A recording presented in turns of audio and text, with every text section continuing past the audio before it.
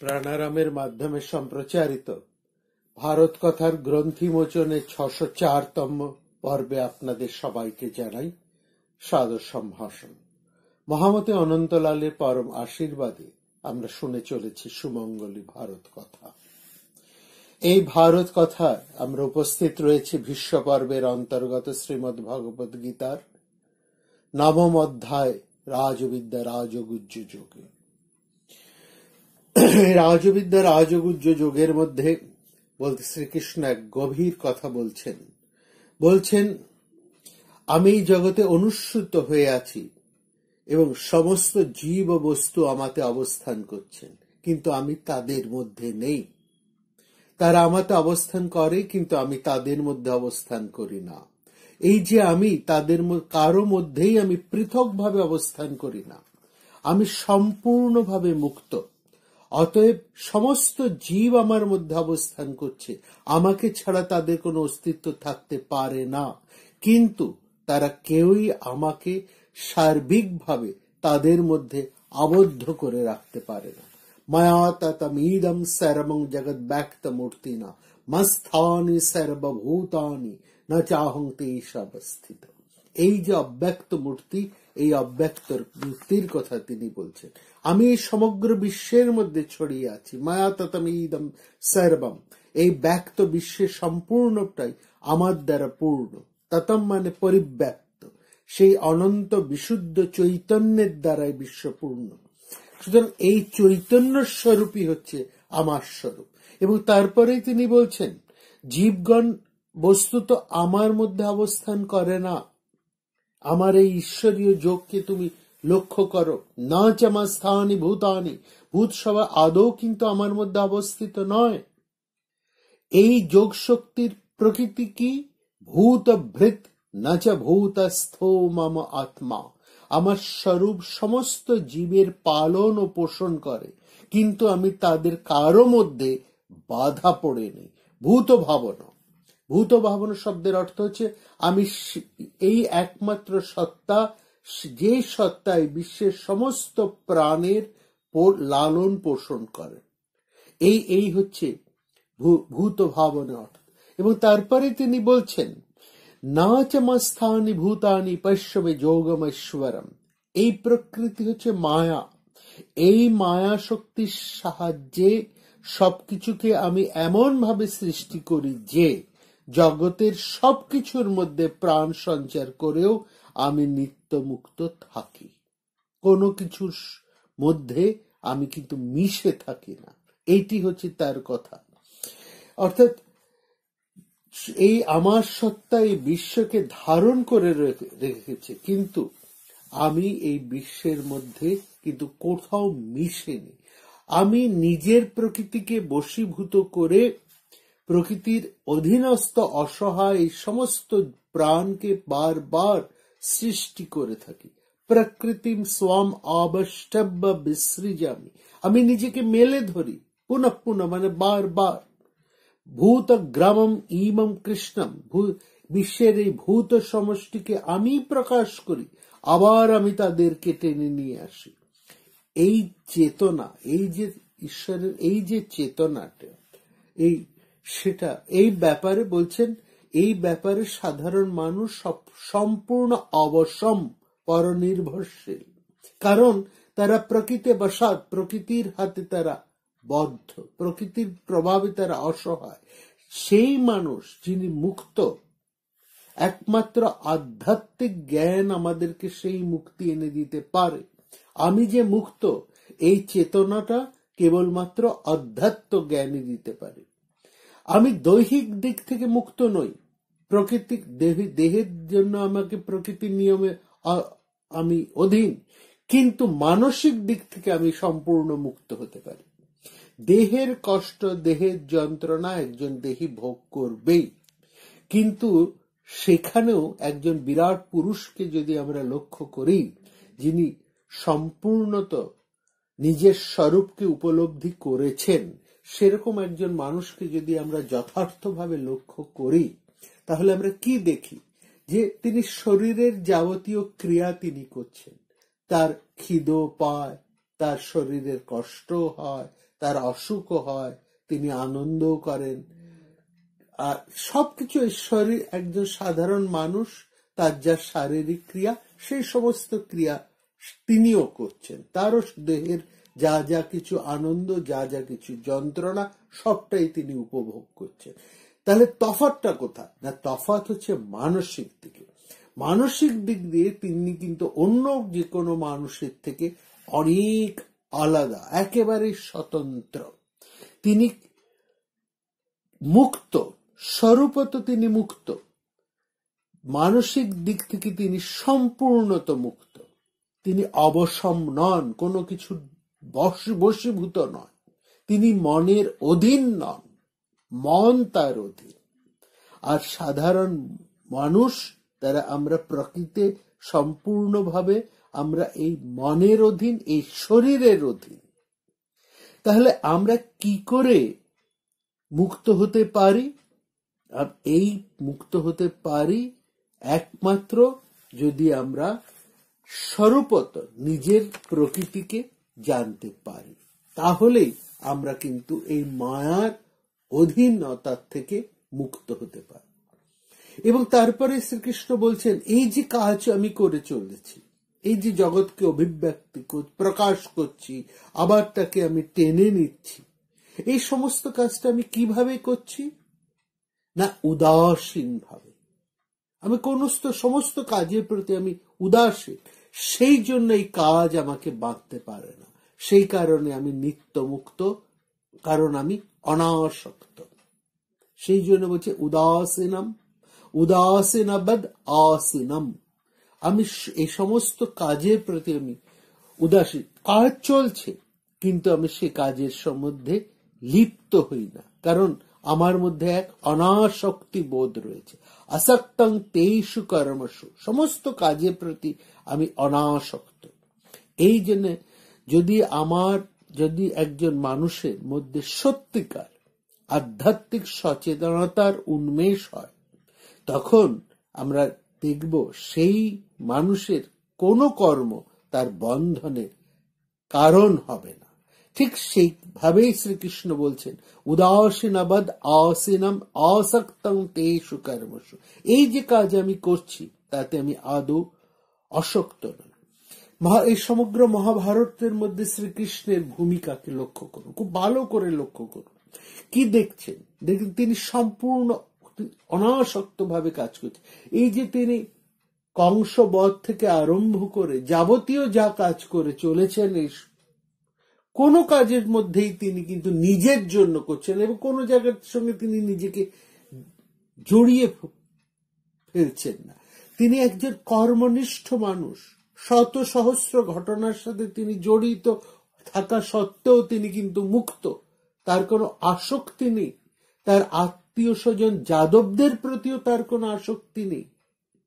যখন তারা ক্ষমতার লোভে মত্ত এবং দুর্বৃত্ত পরায়ণ হয়ে উঠল, শ্রীকৃষ্ণ বলেছেন এরা একদিন সমগ্র জগৎকে জ্বালিয়ে মারবে।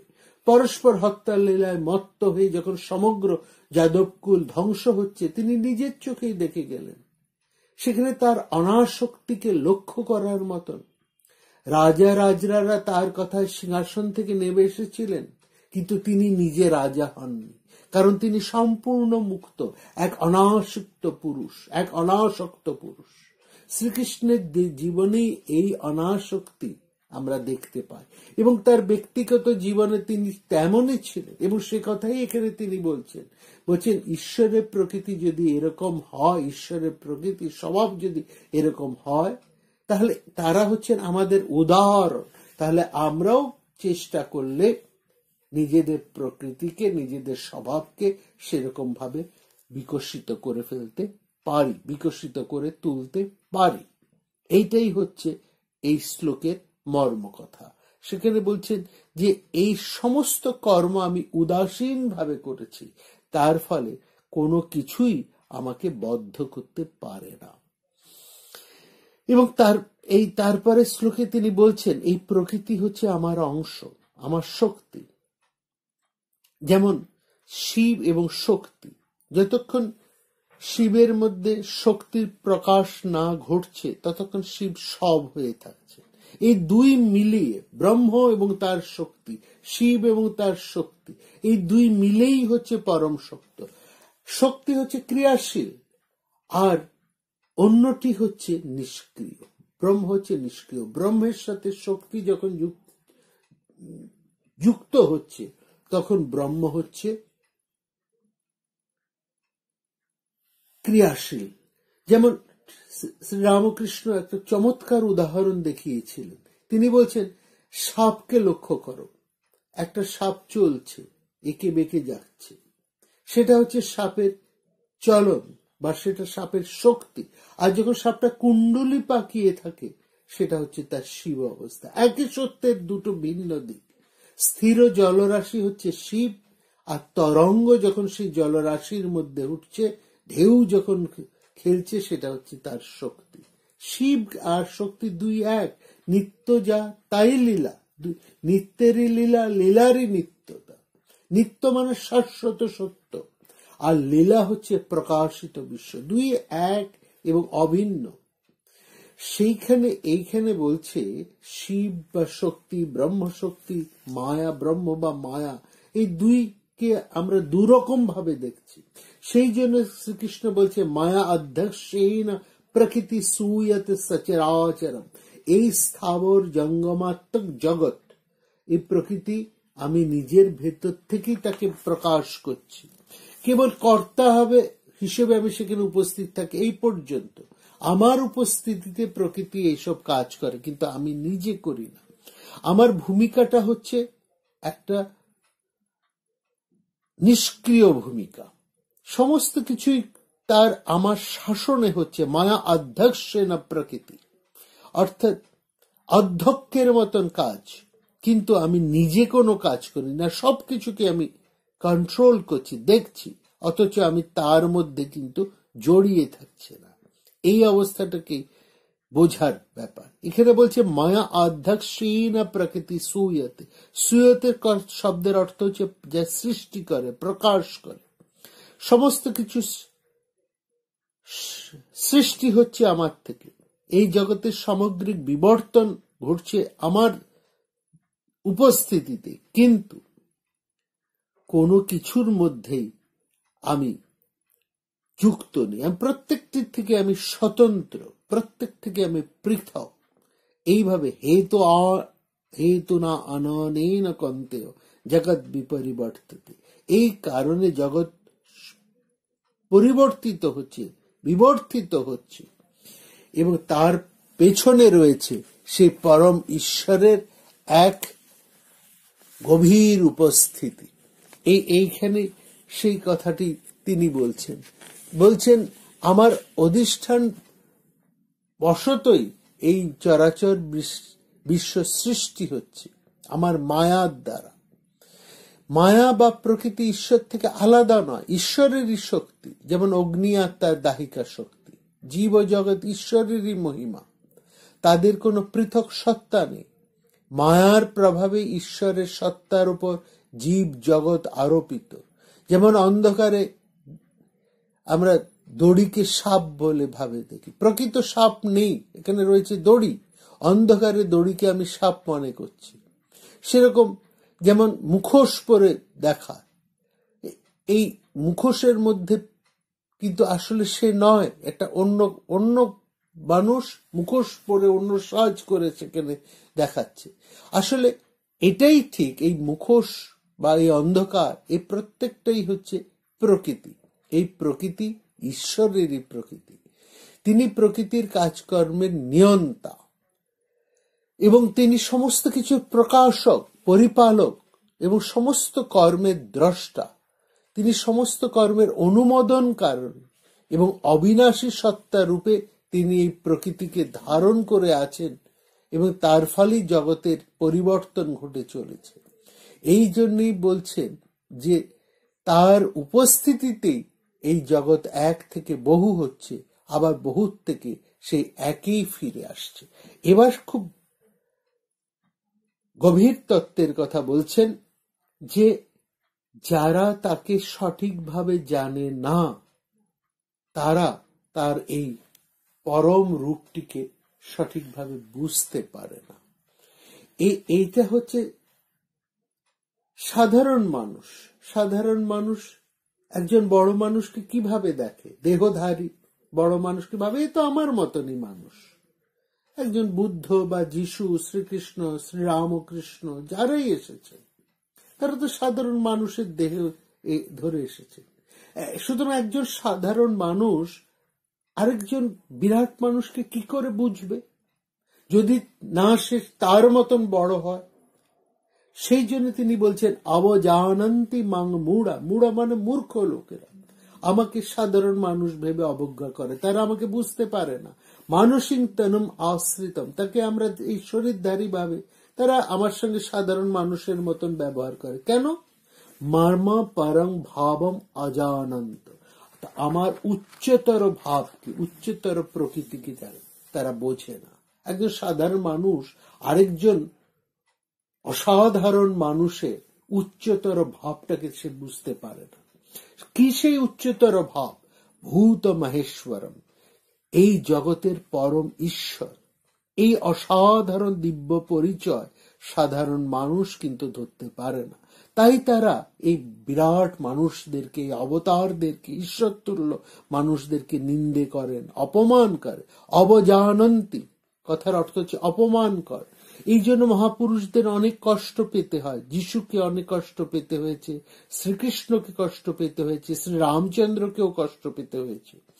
এইসব মানুষের মহান ব্যক্তিত্বের বিরুদ্ধে সাধারণ মানুষরা তো কত অভিযোগ আজও করে চলেছে, কিন্তু তারা যে আন্তর সম্পদে অসাধারণ সেটা কিন্তু আমরা বুঝি না, এবং সাধারণ মানুষ তাদেরকে ভুল বোঝে। কিন্তু যারা ঋষি, যারা আধ্যাত্মিক মানসিকতা সম্পন্ন, তারা কিন্তু এই বড় মানুষদেরকে সঠিকভাবে বোঝেন, তাদের মাহাত্ম্যকে উপলব্ধি করতে পারেন। সেই জন্য শ্রীকৃষ্ণ বলছেন অবজানন্তি মাং মূঢ়া, মূর্খরা আমাকে অবজ্ঞা করে যখন আমি নরদেহ ধারণ করে অবতীর্ণ হই। কেন? পরম ভাবং অজানন্ত মম ভূত মহেশ্বরম, সমগ্র বিশ্বের নেপথ্যে যে আমি সেই পরম সত্তা, এই সত্যিকে, এই সত্যকে তারা উপলব্ধি করতে পারে না। এইখানেই হচ্ছে সেই ঈশ্বর। তাদেরকে সাধারণ মানুষের পক্ষে চেনা বড় কষ্ট, কারণ তারা তার পরম ভাবকে বুঝতে পারে না। যারা তার এই পরম মানুষদেরকে বুঝতে পারেন না কিংবা যারা ভুল বোঝেন, তাদের কি হয়, তাদের মানসিকতা কিরকম হয়, সেই মূর্খ লোকদের মানসিকতা কেমন হয়, তার উত্তরে তিনি বলছেন এই ধরনের মানুষ বিফল মনোরথ হয়ে থাকে। মোঘ আশা মোঘ কর্মান, মোঘ কর্মান অর্থাৎ বিফল কর্ম, মোঘ জ্ঞান মানে বিফল জ্ঞান, এবং বিচেতসহ চেতনাহীন, কোন রকম বোধ বুদ্ধি তাদের বালায়নি।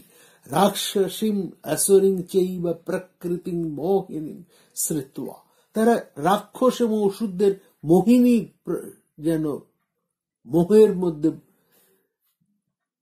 এক রাক্ষস বা অসুরদের মোহিনী মায়ার মধ্যে তারা জড়িয়ে থাকে। উচ্চতর মূল্যবোধের প্রতি এদের কোনো শ্রদ্ধা নেই, আস্থাও নেই, এরা এদেরকে বুঝতেই পারে না।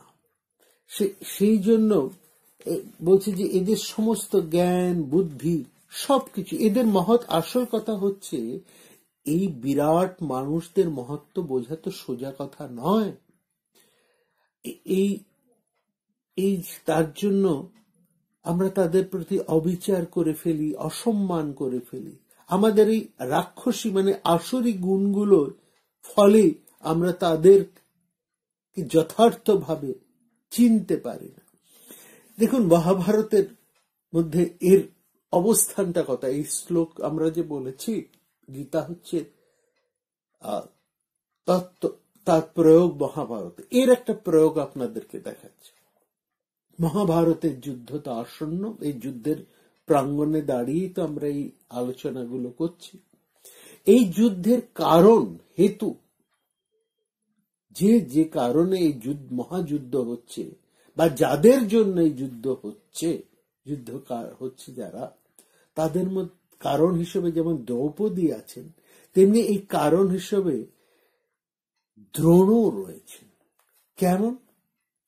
দেখুন, দ্রুপদ, রাজা দ্রুপদ এবং দ্রোণ এরা ছিলেন সহপাঠী, কিন্তু দ্রোণ ছিলেন দরিদ্র, আর রাজা দ্রুপদ তিনি পঞ্চাল দেশের রাজা। দ্রোণ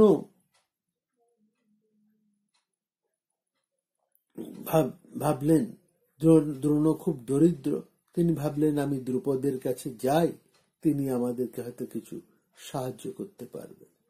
এবং সেখানে উপস্থিত হয়ে দ্রোণ তার সেই সহপাঠীর সেই বন্ধুত্বের কথা স্মরণ করে তাকে মিত্র, বন্ধু বলে তাকে সম্বোধন করলেন। এতে রাজা দ্রুপদ ভীষণ রেগে গেলেন, বললেন তোমার এত বড় দুঃসাহস, তুমি আমাকে তোমার বন্ধু বলে সম্বোধন করছো? বলবে বন্ধুত্ব বা মিত্রতা কেবলমাত্র দুজন সমপর্যায়ের মানুষের মধ্যে সম্ভব হয়। তুমি হচ্ছে ভিক্ষুক আর আমি হচ্ছি রাজা, কি করে আমাদের মধ্যে বন্ধুত্ব হতে পারে? চলে যাও। তার থেকে এই কথাগুলো যখন বেরোলো, দ্রোণ কিন্তু প্রচন্ড প্রচন্ড মর্মাহত হলেন, অপমানিত হলেন, এবং তার ফলেই, এই বিপজ্জনক কথার ফলেই তিনি চলে গেলেন হস্তিনাপুরে, আশ্রয় নিলেন ভীষ্মে, অর্থাৎ দ্রোণের বিরুদ্ধ পক্ষ শত্রুদের কাছে।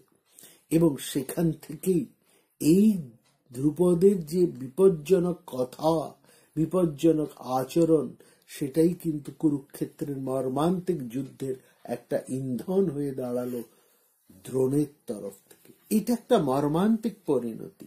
এইভাবে কিন্তু মানুষের পাপ বুদ্ধি বেড়ে মানুষের জীবনে এক মহাযুদ্ধ নেমে আসে।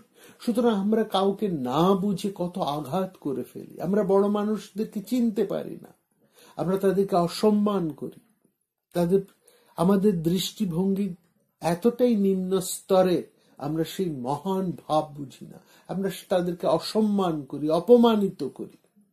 কিন্তু তার ফল যে কি মর্মান্তিক হয়ে আমাদের জীবনে আসে সেটা আমরা ধারণা করতে পারছি। সেই জন্য এই শ্লোকে বলছে, যখনই আমরা গর্ব, অহংকার, ঔদ্ধত্য এবং স্বার্থপরতায় বশীভূত হই, তখন আমরা আসুরী সম্পদে অধীন হয়ে যাই। 16 অধ্যায়ে এই আসুরী সম্পদ এবং দৈব সম্পদ নিয়ে বিস্তৃতভাবে আলোচনা করেছে।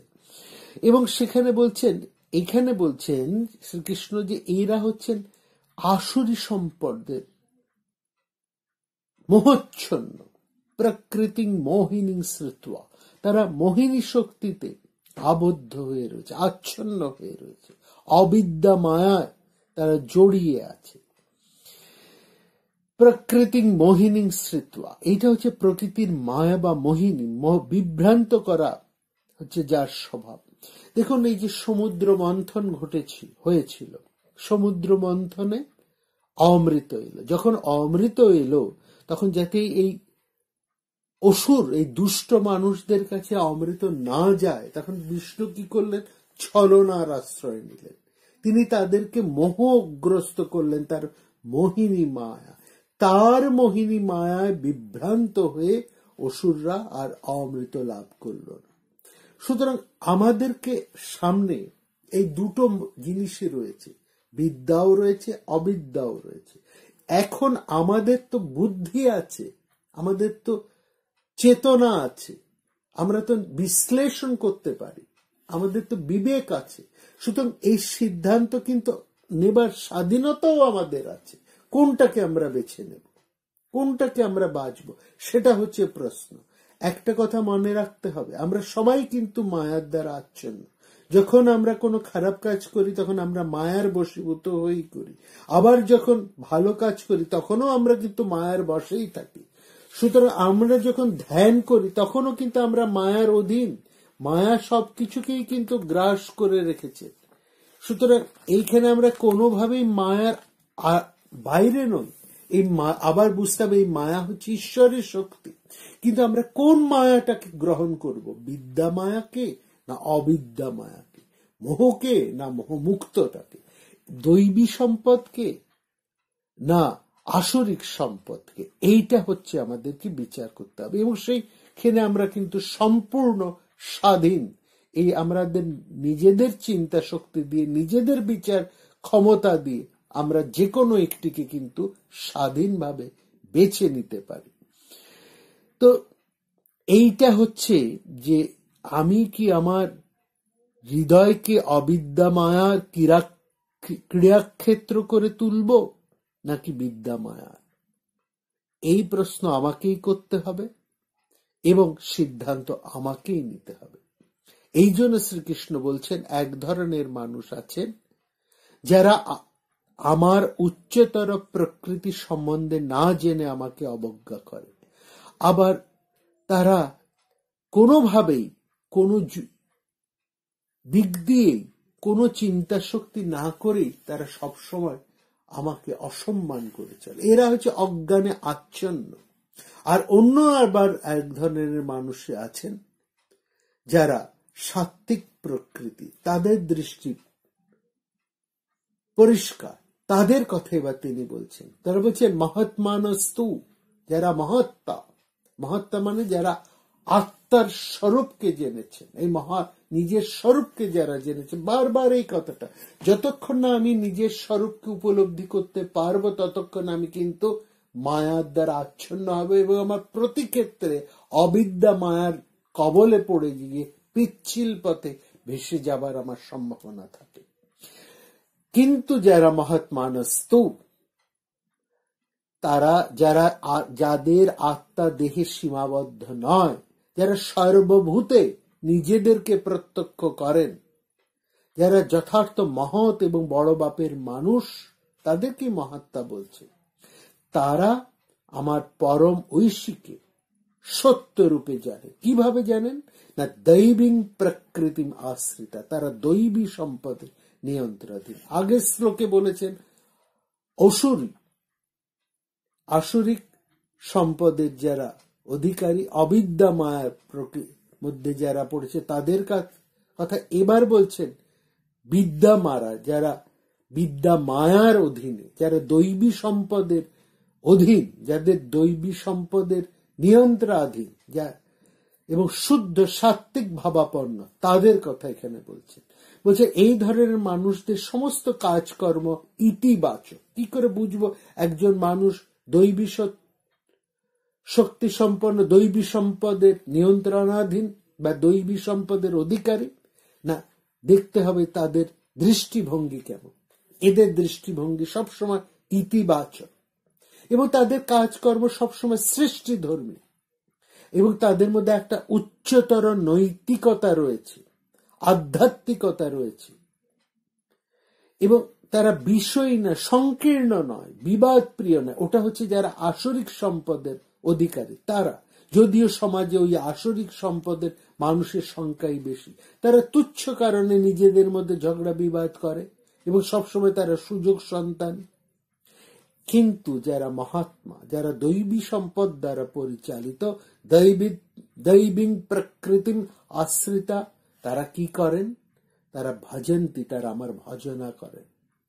তারা উচ্চতর আধ্যাত্মিক স্বরূপটিকে অনুভব করেছে বলে একাগ্র চিত্তে, অনন্য মনসো, একাগ্র চিত্তে জ্ঞাত্বা ভূতাদিম অব্যয়ম, আমাকে ভূতাদিম সমগ্র বিশ্বের আদি রূপে এবং অব্যয় রূপে, অবিনাশী রূপে জেনে, এই আত্মাকে সমগ্র বিশ্বের আদি এবং অবিনাশী রূপে জেনে, অর্থাৎ যথার্থ প্রকৃতিকে, যথার্থ স্বরূপকে অবগত হয়ে তারা সেই সত্যেরই অন্বেষণ করেন।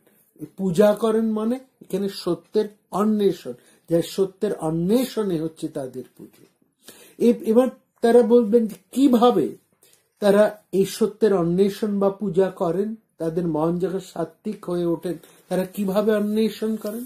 এইখানে প্রত্যেকটা কথাকে কিন্তু ভালো করে বুঝতে হবে, প্রত্যেকটা শব্দকে, এবং এই প্রত্যেকটা শব্দের বাহ্যিক অর্থ নয়, নিহিতার্থটাকে বুঝতে হবে।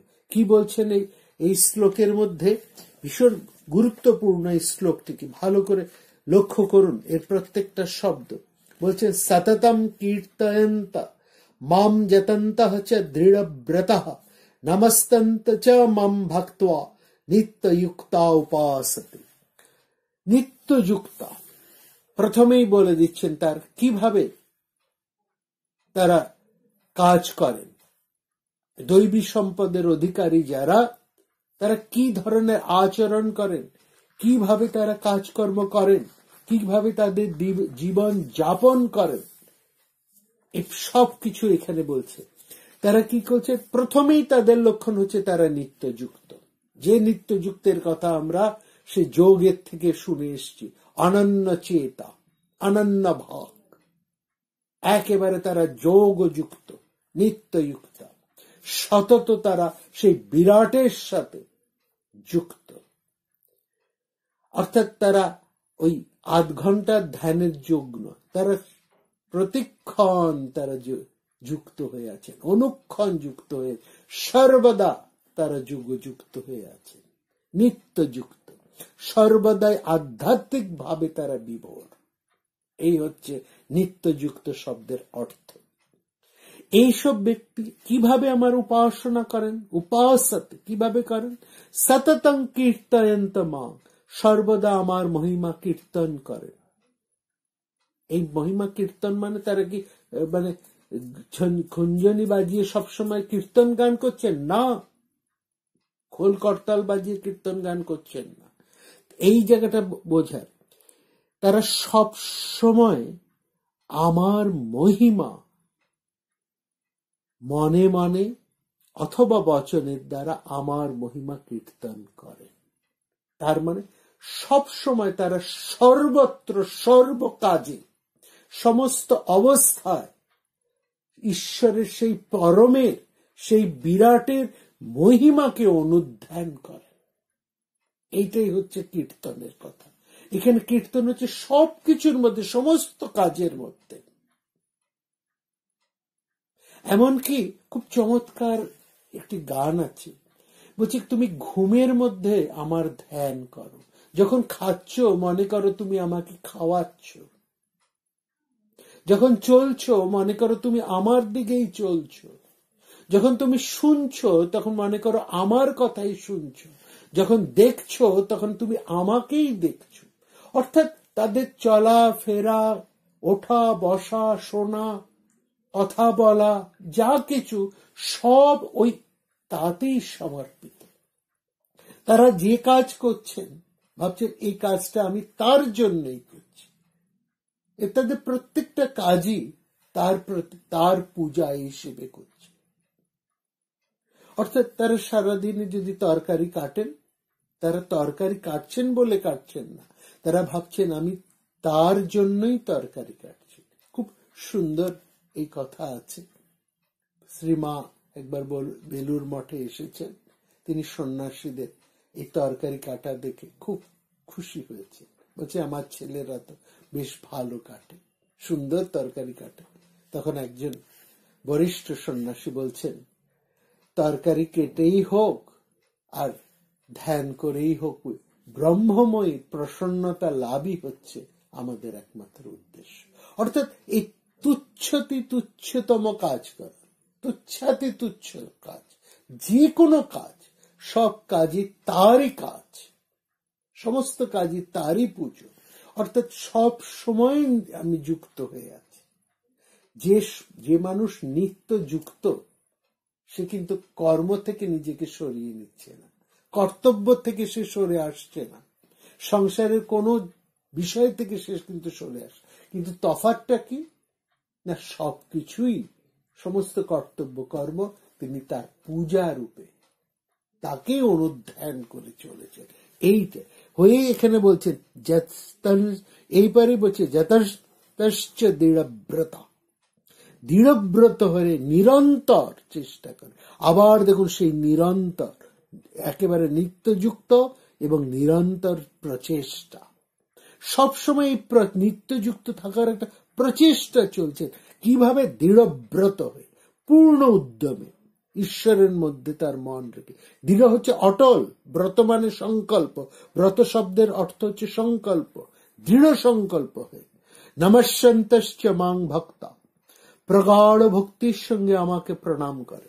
তার মানে কি শারীরিক ভাবে সবসময় তিনি প্রণাম করে চলেছেন? না, মানসিক ভাবে তিনি প্রণাম।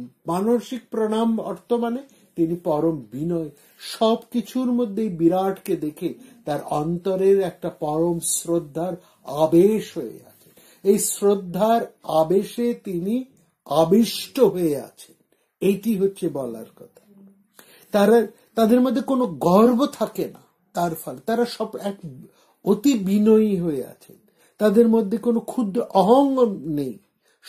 তারা যেন সব সময় ঈশ্বরকে একেবারে প্রণত হয়ে আছে। এই প্রণত হয় তার একমাত্র তিনি প্রণত হয়ে থাকতে পারেন, বিনয়ী হয়ে থাকতে পারেন, অনহংকার তার মধ্যে দেখা যায় তখনই যখন তিনি সেই পরমকে সবকিছুর মধ্যেই উপলব্ধি করেন, তার মহিমাকে তিনি সর্বত্র সর্বক্ষণ উপলব্ধি করেন, অনুভব করেন, তখনই তিনি নিত্যযুক্ত হয়ে থাকেন। নিত্যযুক্ত উপাসতে, তখনই তিনি ভক্তিনত হয়ে থাকেন। বলছেন নিত্যযুক্ত উপাসতে, যারা আমার সাথে নিত্যযুক্ত, যোগযুক্ত, তারা এইভাবেই আমার উপাসনা করে। তারা নিরবচ্ছিন্ন এবং স্বতঃস্ফূর্ত ভাবে তারা সব সময় আমার সঙ্গে যুক্ত হয়ে আছে। তাদের আত্মনিবেদন চলতেই থাকে, এর জন্য বাহ্যভাবে আলাদা করে করতে হয় না। সর্বত্র সেই পরমকে তারা দর্শন করছেন, এই জন্য তারা সব সময় তার সাথে একাত্ম হয়ে আছে। শান্ত দান্ত আত্মসংযম, ইন্দ্রিয় সংযম যা মানুষ চেষ্টা করে থাকে তার কাছে অবস্থায় তার স্বাভাবিক হয়ে যায়। এই সমস্ত কিছুই তার কাছে স্বাভাবিক, স্বতঃস্ফূর্ত। মান্ডুক্য উপনিষদ কারিকায় একটা সুন্দর শ্লোক আছে, সেখানে বলা হয়েছে আধ্যাত্মিক অনুভূতি সম্পন্ন একজন মানুষ স্বভাবতই শুদ্ধ, স্বভাবতই নম্র, স্বভাবতই অন্যদের প্রতি সহমর্মী। কেন? কারণ তিনি সবার সাথে একত্ব অনুভব করেন। স্বতঃস্ফূর্ততা এবং স্বাভাবিকতার ধারণা এবং তার গুরুত্বের কথা ওই শ্লোকের মধ্যে কি অপূর্বভাবে ফুটে উঠেছে। এই স্বতঃস্ফূর্ততা আমরা এই সংসারে কাদের মধ্যে দেখতে পাই? শিশুর মধ্যে। শিশুরা স্বাভাবিক, স্বতঃস্ফূর্ত, এই হলো স্বতঃস্ফূর্ততার এক নমুনা। এই জন্য একজন অধ্যাত্ম পুরুষকে, অধ্যাত্ম জগতের বিরাট মানুষকে আমরা বলি শিশু। যত বড় অধ্যাত্মবিদ তিনি তত শিশুর মতন হয়ে যান। একজন তপস্বী তিনি শিশুর মতন, যিনি আধ্যাত্মিক জগতের যত উপরে উঠেছেন ততই তিনি স্বতঃস্ফূর্ত, স্বাভাবিক হয়ে যান, তার মধ্যে কোনো কপটতা থাকে না। এই পরমহংসরা শিশুর মতন হয়ে যায়, 5 বছরের শিশুর মতন, এতটা স্বাভাবিক, এতটাই স্বতঃস্ফূর্ত যে তাদের মধ্যে কোনো আমত্তি নেই, আমিত্ব নেই। এটাই হলো পরম উপলব্ধির এক লক্ষণ। সেই জন্য এখানে বলা হচ্ছে নমস্যন্তশ্চ মাং ভক্তা, নমস্যন্তশ্চ মাং ভক্তা নিত্যযুক্তা উপাসতে, যারা সদা সর্বদা ভক্তিযুক্ত হয়ে আমাকে প্রণাম করেন, তারা সর্বদাই নম্রতার অভ্যাস করেন। এই তখন অসীমের সঙ্গে এক আধ্যাত্মিক উপলব্ধির ফলে এই অসীমের সাথে তাদের এক একত্ব বোধের স্ফুরণ ঘটে। এবং তারপরে তিনি বলছেন যে এই উপলব্ধি কেমন না, এই উপলব্ধি দুরকম ভাবে হয়। কেউ জ্ঞানের মাধ্যমে হয়, আর কেউ ভক্তির মধ্যে দিয়ে হয়। একেত্বেন পৃথকেত্বেন। কিভাবে তারা এই জ্ঞানযোগের মধ্যে দিয়ে তারা আমাকে লাভ করেন? সবার সাথে তারা একত্ব অনুভব করেন, অর্থাৎ ঈশ্বরকে জীবের সাথে আলাদা মনে করে তারা তার দাস হয়ে থাকে। এটা হচ্ছে পৃথকেত্ব। আবার আমি হচ্ছি সেই ঈশ্বর, এইটা হচ্ছে এক খুব উচ্চ ভাব, এটা হচ্ছে একেত্ব, একই ভাব। অর্থাৎ বহু রূপে সেই বহুদা বিশ্বত মুখম, সেই তত্ত্ব যিনি সর্বব্যাপী, তার সাথে দুরকম ভাবে রয়েছে। এই অর্থাৎ ঈশ্বরের সাথে ভক্তি যোগে যিনি ভক্ত, তিনি ঈশ্বরের সাথে এক হয়ে যেতে চান না, তিনি ঈশ্বরকে আস্বাদন করতে চান। আর যিনি জ্ঞানী, তিনি ঈশ্বরের সাথে এক হয়ে যান, তিনি বলবেন আমি সেই ঈশ্বর, আমি। এই যে কোনো দুভাবে, যে কোনো ভাবে যার যেমন প্রকৃতি, সেই ঈশ্বরকে আস্বাদন করতে পারে। এইভাবে এক একটা গভীর থেকে গভীরতর তত্ত্বের কথা এখানে বলছেন। এরপরে তিনি একে একে আবার তার বিভূতি এই সংসারের মধ্যে কেমন ভাবে তিনি রয়েছেন সে কথাই তিনি কিন্তু এবার আবার বলবেন। যদিও বিভূতি যোগে তা পরিষ্কার, কিন্তু আমরা লক্ষ্য করছি প্রত্যেকটা অধ্যায়ে তিনি মাঝে মাঝে কোনো কোনো না জায়গায় একটু করে বা আর একটু বেশি করে তিনি তার নিজের স্বরূপের কথা ব্যক্ত করছেন। ঠিক সেই রকমই কথা তিনি এবার আমাদেরকে আবার জানাবেন। তিনি জানাবেন এই সংসারের মধ্যে তিনি কেমন ভাবে অনুস্যত হয়ে আছেন, ছড়িয়ে আছেন। সে কথায় আমরা শুনব আগামী পর্বে। যেহেতু এটি একটি গভীর জ্ঞান, গভীর প্রজ্ঞার জ্ঞান, এই প্রজ্ঞা বা এই জ্ঞানকে আমাদের একটু একটু করে উপলব্ধি করতে হয়।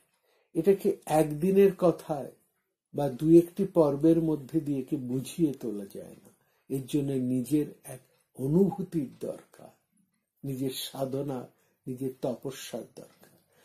তবে এইটুকু সত্য সাধারণ মানুষের ক্ষেত্রে যে তাকে তার কর্তব্য কর্ম করে যেতেই হবে, এবং এই কর্তব্য কর্ম করতে হবে তাকে অনাসক্তির যোগে। এই অনাসক্তির দৃষ্টিতে সে যদি তার প্রতিদিনের কাজ একটু একটু করে করে যেতে পারে এবং অনাসক্তির অভ্যাস করে যেতে পারে, তাহলে সে সেই পরম সত্যকে তার হৃদয়ের মধ্যে অবশ্যই অনুভব করবে। আমরা আবার ফিরে আসব এই অপূর্ব জ্ঞানযোগের, রাজবিদ্যা রাজগুহ্য যোগের কথায় আগামী পর্বে। আপনারা সবাই ভালো থাকবেন, আনন্দে থাকবেন। নমস্কার। প্রাণারাম প্রাণারাম প্রাণারাম প্রাণারাম প্রাণারাম প্রাণারাম। কি যেন লুকানো নামে তাই মিষ্ট এত তব নাম। প্রাণারাম প্রাণারাম প্রাণারাম।